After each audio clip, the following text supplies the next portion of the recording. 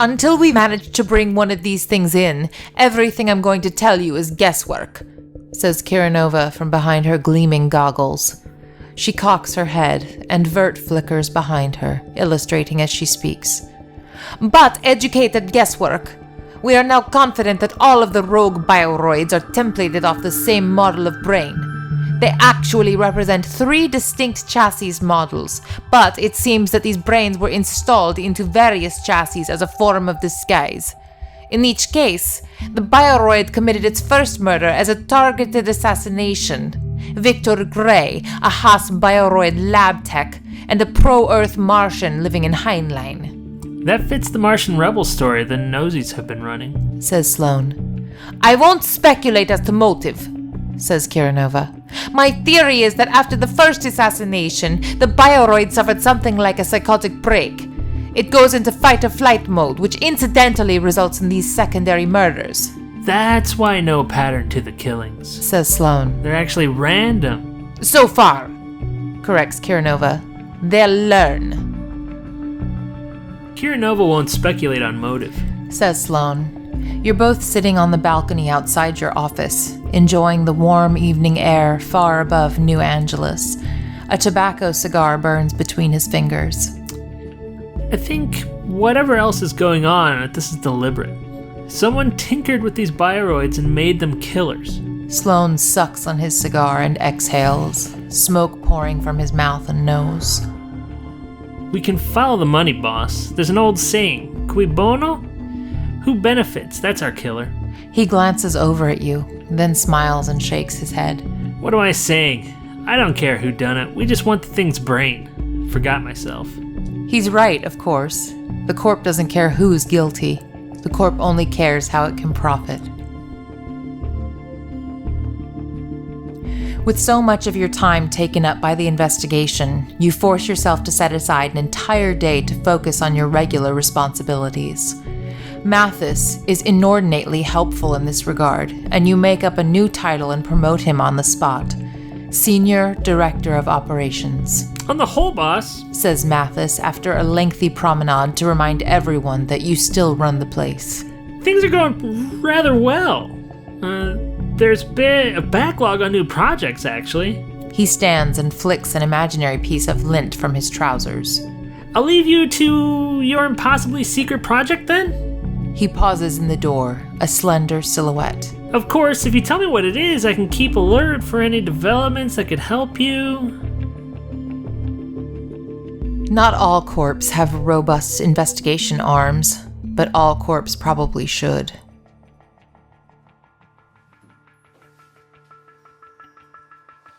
Hi everybody, here's Krystian from TeamworkCast. And this is Gereon.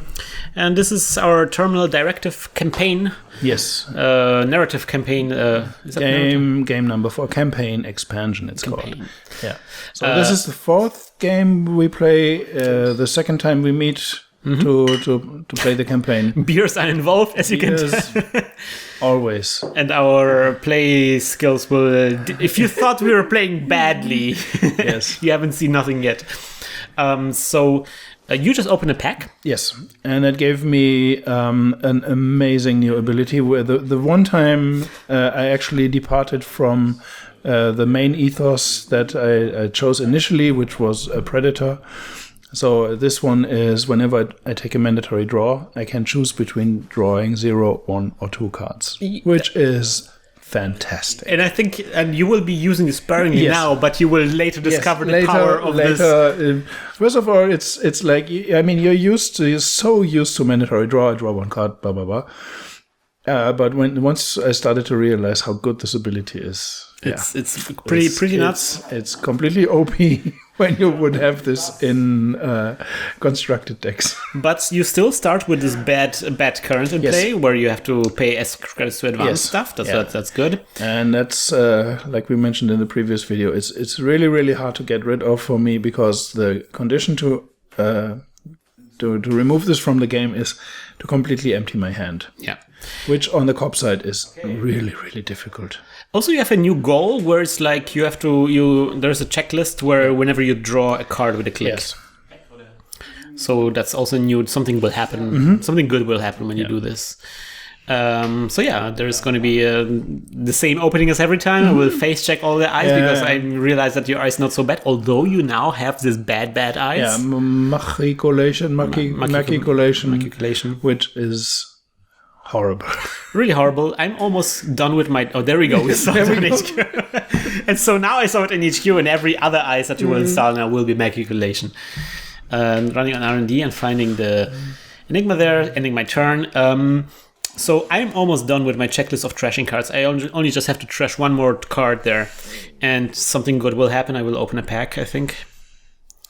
By the way, I also got a card. I really forgot to mention. Yeah, this is BMI buffer, which was I think I included it into my deck because it's like whenever a card is trashed from my hand due to damage, I can host it on the BMI buffer and then then get it back. Yeah, get it back. Yeah.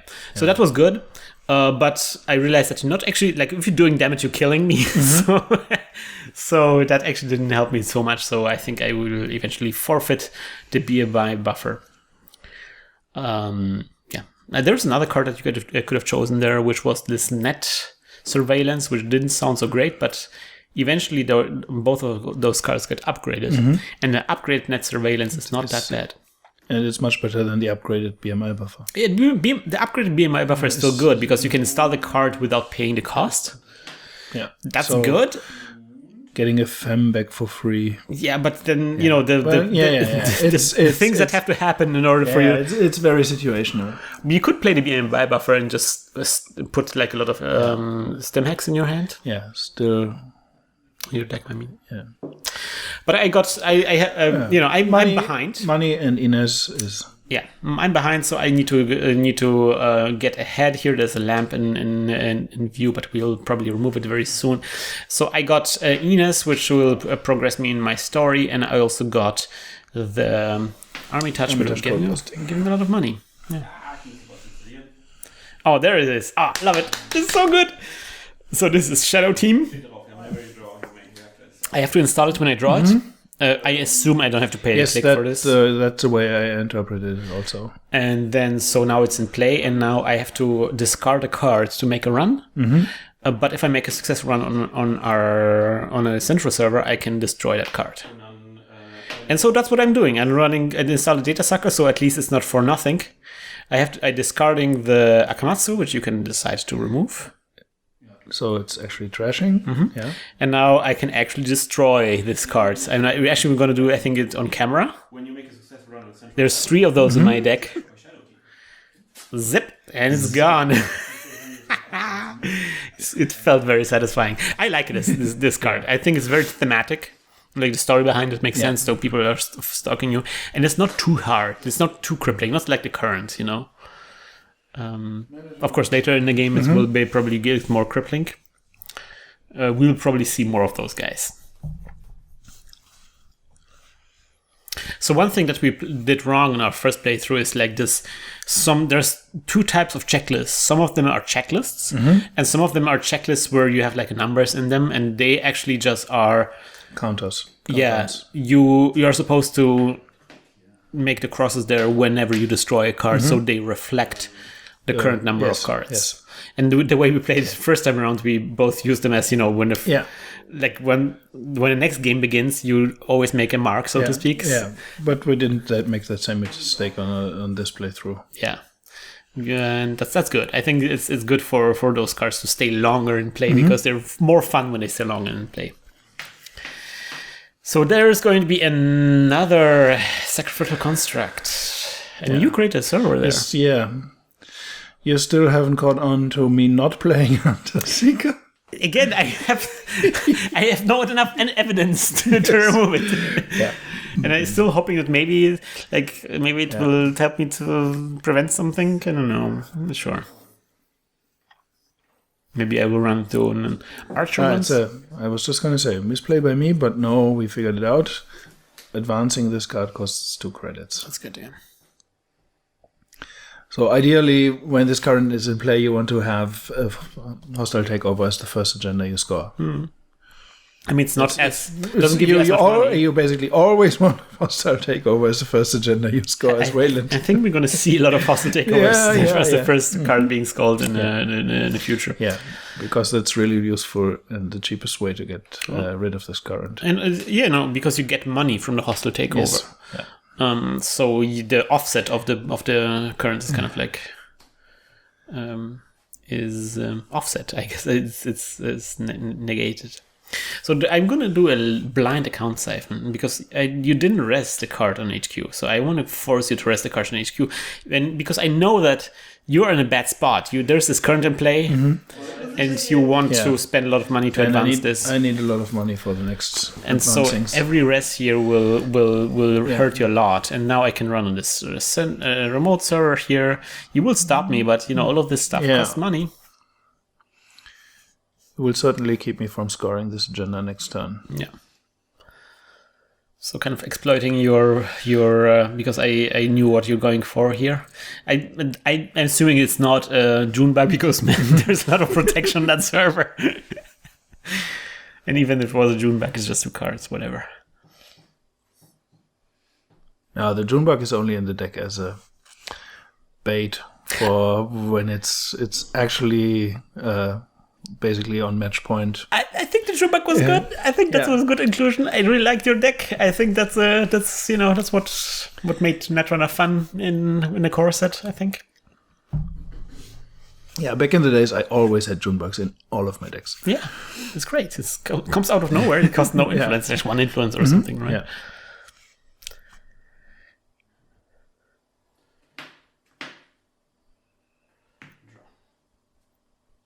Not sure what I'm supposed to do here. I still have no breakers. I think I draw into an Epic Nail there.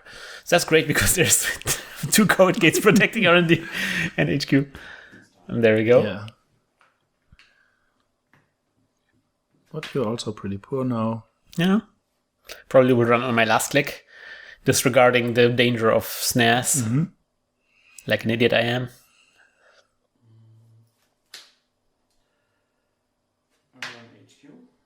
No, not on my last click. I'm being sensible, although I don't have the credits to remove attack if I get one, so whatever.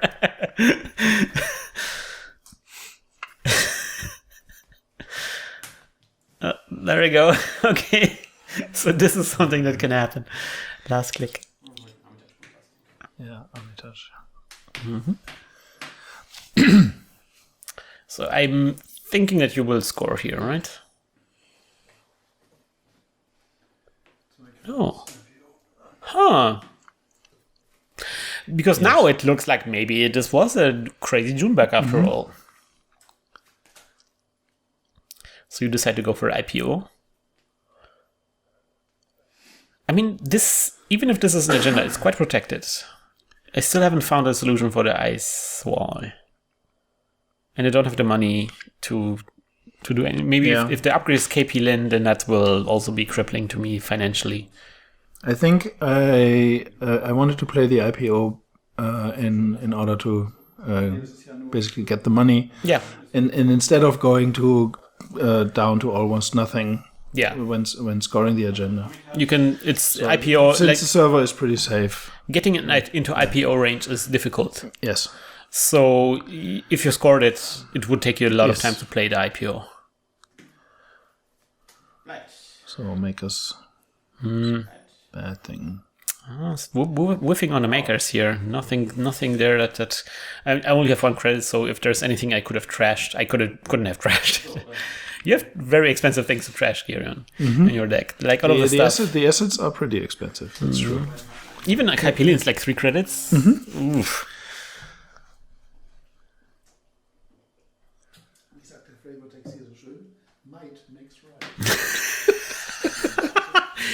You're citing the flavor text of Skorpios. Might makes right. Yeah.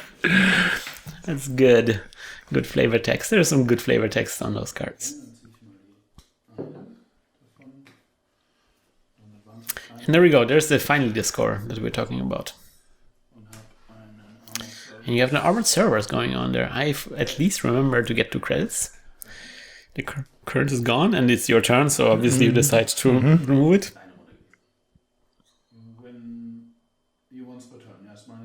I wonder if this would be a really interesting interaction, like Steve versus HB to get back the current and play it again. Oh god. Or the runner current. If somehow the runner was able to remove it with scoring an agenda, then archive memories and play it again. That would have been great.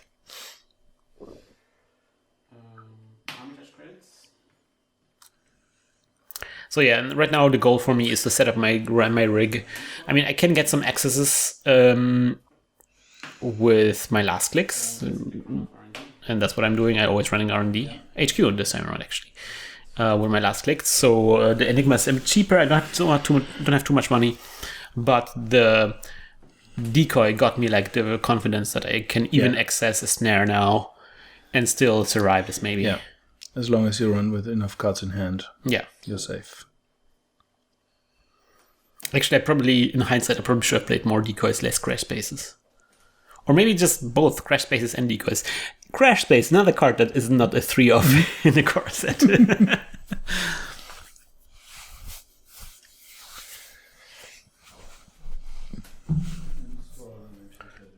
And so you do the sensible thing here where you ice up HQ. Yeah.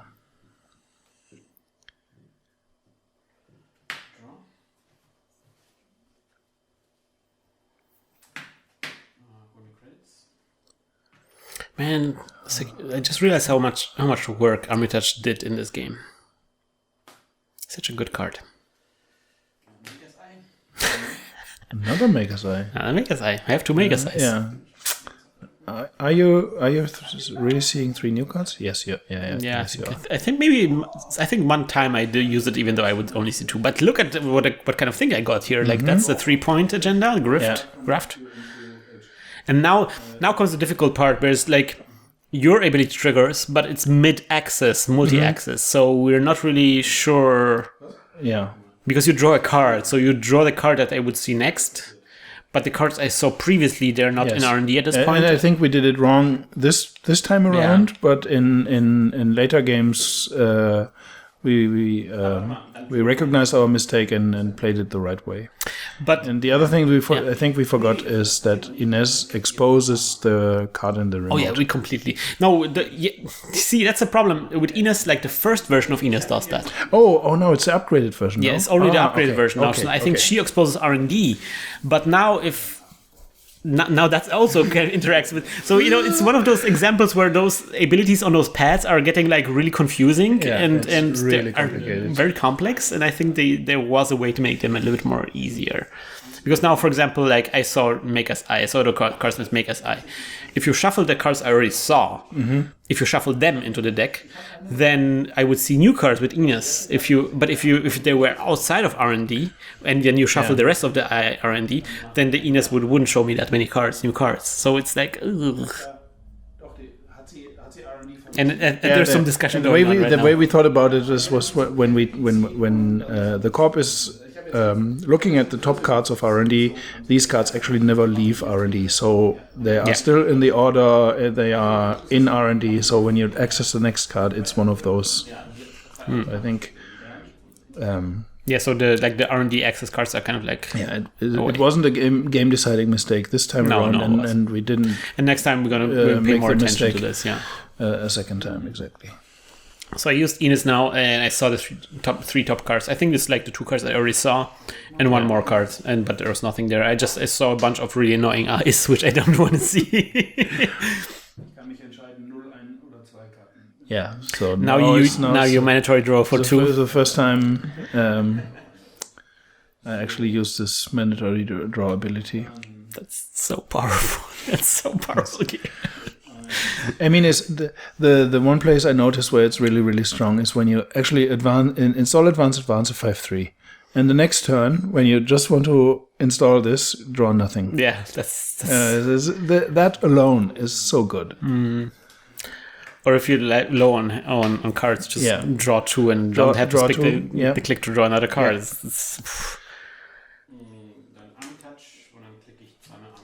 Okay, so I'm still kind of happy with getting the 3 pointers and Ines scored. So I'm just glad to get in the second Armitage here and just ice up a little, money up a little bit. I know that you have the KP Lin server here, and I will have to deal with some at some point. But with the decoy here, I'm prepared for any C-source actions, so I'm kind of good. I just need the breakers. And it's like, the Brayer breaker is a corroder for me. The only thing that I'm not really sure what to do is with the sentries, because I have the Fem and Lustig. And it kind of depends on how much money I have.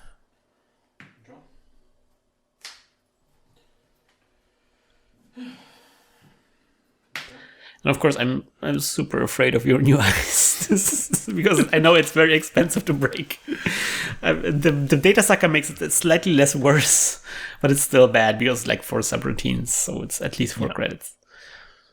It's always expensive. And there's no subroutine there that you. Yeah, you want to break all of them. You can't let anyone of those fire. Okay, memory. That's good. That's good. Paves the way for sneak door. Yeah, and also sneak door for sure. I think that was one of those games when it took ages for me to draw into my breakers.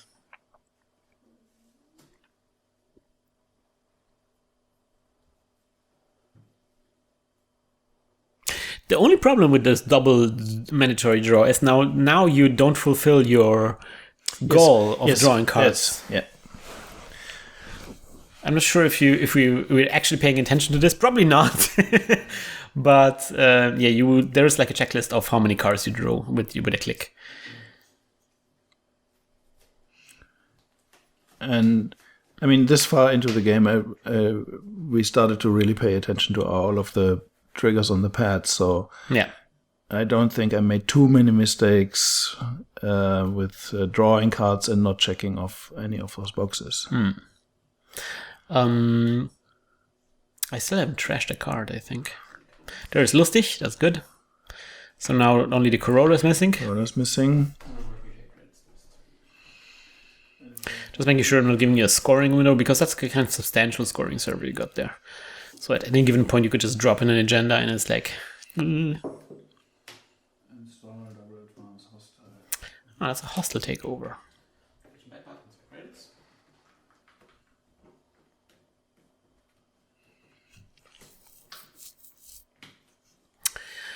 Good. So I'm getting 2 credits and a bad pop. That's actually good for me as well. You are on 3 points. I'm on 3 points. It's good. It's very balanced. And you still have this 1 token. That token, together with your eyes. Yes. Oh. Because, sweet. There's no end run. Sweet. Is there an end run on that ice? I don't think so. Even if there is one of the things that end run, still you have to break the other 3 ones. And that's like 3 cards away from your hand. And then you have to still go a second time. Oh, there we go. There is that ice. There's it. There is that ice. Yeah. That boy. But like you said, Data Sucker helps a lot. Bad publicity obviously also helps a lot. But I think it's not my... I'm just going for a single axis there. Yeah. So, it's going to be a very expensive break here to see that 1 card. 6 separate teams. It's not even my last click. Oof, that was taxing. At least I was rewarded. Oh my gosh. It's like your uncanny HQ sniping ability. Well, when it works, it works. Yes. 60% of the time it works all the time. But I got an evidence collection here, so I'm at 5 points. But R&D is out, or it's off limit right now. Yeah, not gonna do this every turn. Well, maybe if gonna make another Maker's Eye, but I think not without Maker's Eye anyway. Yeah, I think I used both Maker's Eye, right? I could recur it with Steve's ability, but I don't think you will give me Maker's Eye. No. I guess I'm gonna have to win on HQ.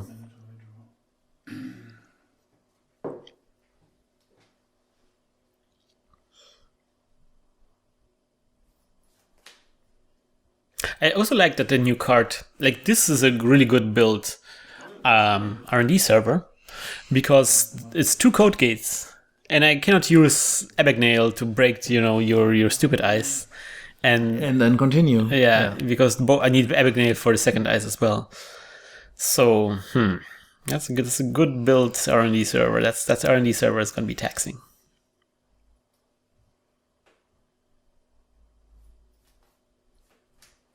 But still, you have to win as well. So you're also thinking about what to do now. Yeah, I mean, you're on 8 credits with a bad pub, bunch of data sucker tokens. You have more money than I do. Yeah, I have more money, but the remote is probably not safe enough. Probably not. I mean, there's KP Lin in there. Yeah. Probably KP Lin.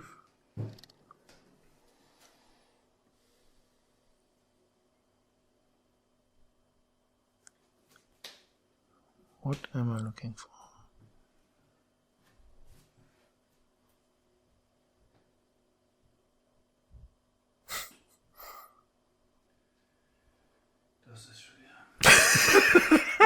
Yeah, obviously it's a hard decision. Yeah, it's a hard decision. Install advanced. Install advanced. And it's like this could be the winning agenda. I could just go in there and win the game, but maybe that's a June bug. But if it's June bug, which is one, come on, man. I honestly don't remember. This is a good choice. This is tough. This is for me also tough. I don't really know what to do right now. I'm Profi. No, I'm not. No. I was saying, well, you're a pro. It's a pretty good play, I would say. It's quite a challenge for me right now. It's like, how do I deal with this problem? Tough. Okay, I'm gonna get some monies. All right, I'm gonna inside job the server. That's probably not a bad idea. Okay, get rid of this.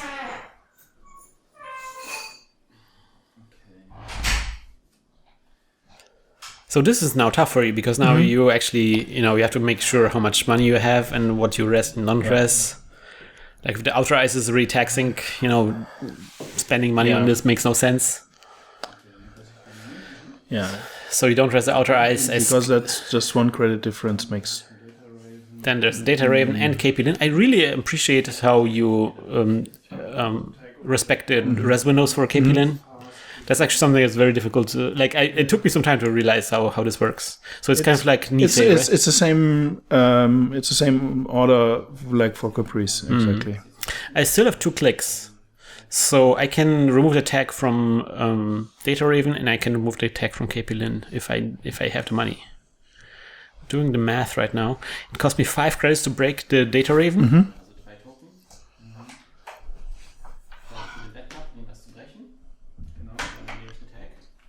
Du nimmst auch einen Tag weil du ihn encountered hast. Das ist der Tag. Ich habe ihn gebraucht. Okay, und dann bist du dahinter und dann nimmst du noch einen zweiten Tag. Yeah. You're passing the Data Raven, taking a tag from the Data Raven, breaking it. And of course it's a June bug! Yes! No!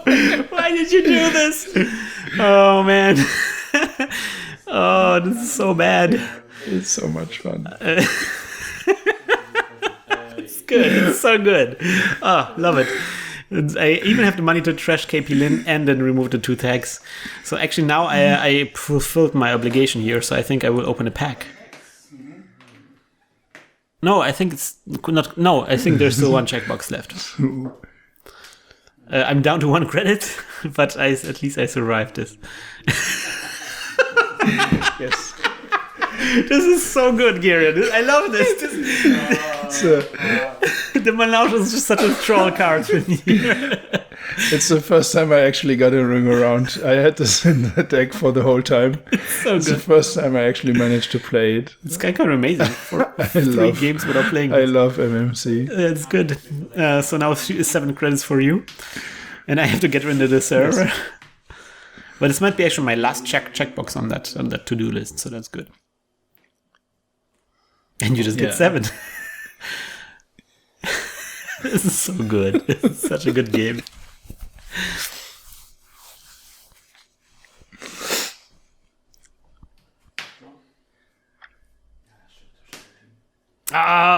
and see, now it's a bit more difficult. So now there's another shadow team, so I have to discard a card to make a run. And I have to make a central server run to get rid of this.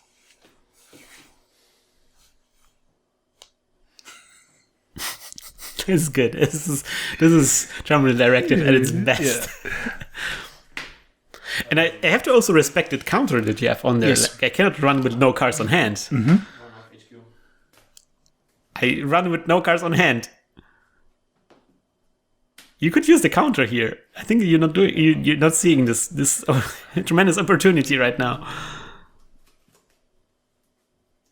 Successful is before. Whenever you make. Oh, you could have used the counter here, Gereon. This would have been so delicious. Rip it apart. Anyway, Shadow Team gets rid of. Gets removed now. Destroyed, actually, is the term. Yes! Oh, Gereon! Oh, that missed counter. With a wisdom of hindsight. But again, it's a 1 in 5, and you always infallibly snipe it. Yes. Well, that was quite a Terminal Directive game for sure. Yeah. And I love this horrible ice that you got here. That makes everything so much more delicious. Also, I scored Ines Delgado, so I will open up the new story pack. So we are now even on a story, at least. I will unlock new ability, I think. Yeah. So yeah. This was the end of... Actually, like we said earlier, this is so much more fun than the first playthrough we did. It felt balanced. Every game was interesting and new. And I think at that point we both started to change our decks around quite some. Yeah, I think this is the point where it's like, okay, we know the matchup, we know each other. We now know how this works. Yeah. And let's see how we can add some more surprises. Yeah, definitely. And there's definitely a lot of surprises going on here. So I'm looking forward to see what happens next time around. So join us next time when we will open up a new story pack from the runner's side. And we will hack the planet! Hack the planet! Shut up and get in the car! Shit on me. I got a little bit excited there because I have some ridiculous luck sniping the cards from HQ. So if I just keep on doing this, I might actually win this campaign. Let's see about that. But now it's time for our Patreon shoutout. And today's Patreon shoutout is going to be Sam Grief, who joined us actually most recently. I think it's the newest edition now. He actually contacted me on Twitter and was asking for a way to give like a one-time donation. And you can do that as well on Patreon. You can just subscribe as a Patreon supporter and then cancel after your first donation. So that's absolutely possible. And if you want to support us, you can do those down here on patreon.com/hacktheplanet. Thank you for your support, Sam.